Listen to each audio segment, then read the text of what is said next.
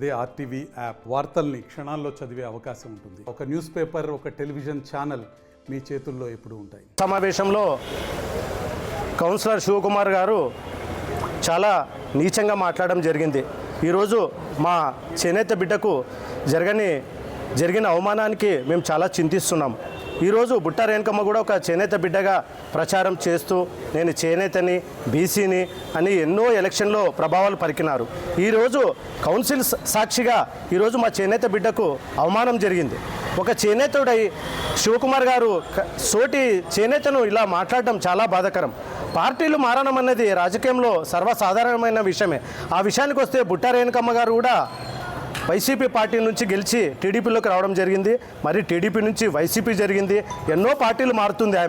ఆమె నాయకత్వంలో పనిచేస్తున్న వీరు కనీసం మా చేనేత బిడ్డగాని చూడకుండా ఈరోజు సిగ్గు లేదా? అసలు కౌన్సిల్ సమావేశం అంటే ఏమిటి?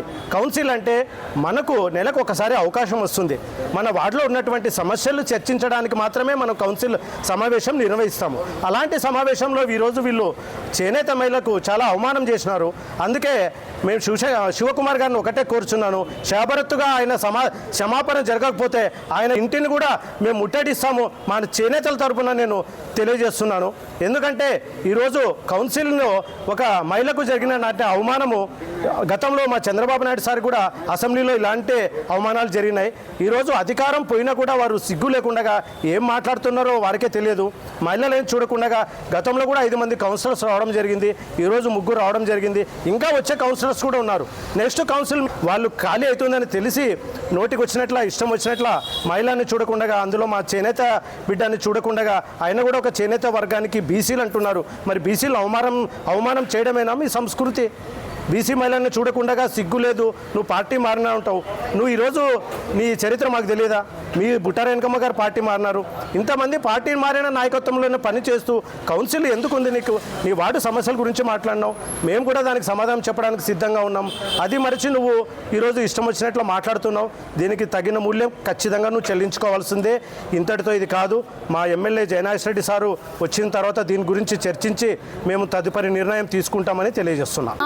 చెప్పాలని కోరుతున్నాం. ఎందుకంటే కౌన్సిల్ హాల్ మీటింగ్లో అతనికి ఏదైనా రోడ్డు ప్రాబ్లమా, కాలువల ప్రాబ్లమా, షాపులు కావచ్చు, జనాల ప్రాబ్లం కావచ్చు, ఊరు సమస్య కావచ్చు, ఇంకొకటి కావచ్చు, అడగమనండి, కొట్లాడండి, తీసుకోమనండి, చెప్పి చేయించుకోమనండి పని.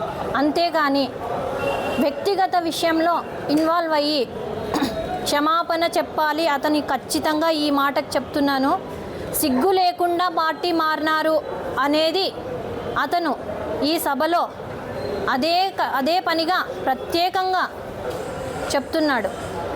మొదట సమస్యల నుంచి స్టార్ట్ చేసి సిగ్గు లేకుండా మారినారు అనే దగ్గర ఎండ్ చేసినాడు. ఈరోజు మేము తిరిగి ఆడవాళ్ళు ఉన్నారని కూడా చూడకుండా ఆ మాట అనడం చాలా తప్పు. మేము తిరిగి అదే సభలో అతన్ని ప్రశ్నించింటే అతని మర్యాద ఎంత ఉండేది? మాకు గౌరవము. సిగ్గుపోయే పని ఏం చేసినాము? ప్రజలు ఎన్నుకున్నారు కాబట్టే ప్రజల బాగోగుల కోసం వాళ్ళ గురించి ఆలోచించి మేము వెళ్ళాం.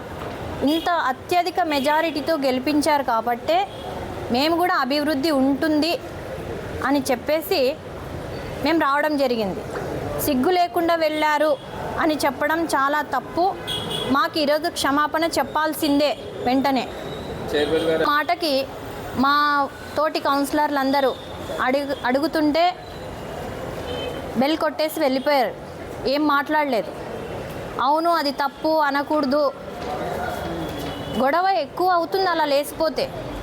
అక్కడే సమస్యని తీర్చాల్సిన వ్యక్తి అలా లేసిపోతే చాలా తప్పు చెప్పాలి. 6వ వార్డ్ శివకుమార్ గారు మాకు క్షమాపణ చెప్పాలి. మరిన్ని వీడియోస్ కోసం ఛానల్ ని సబ్స్క్రైబ్ చేయండి. లేటెస్ట్ అప్డేట్స్ కోసం వాట్సాప్ ఛానల్ ని ఫాలో అవ్వండి. ఆ లింక్ డిస్క్రిప్షన్ లో ఉంది.